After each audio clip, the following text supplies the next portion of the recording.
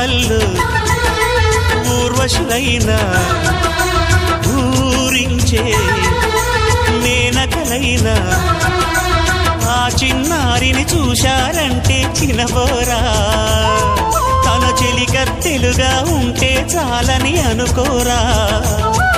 ఏ కలలో లేదే ఆనందం, తను కనిపిస్తేనే కళ్ళకు అర్థం. గోవెల్లో దీపంలా కావ్యంలో భావంలా తెలుగింటి కాంతరా, తొలి సంజ కాంతిరా, నా ఎదలో ఊయలు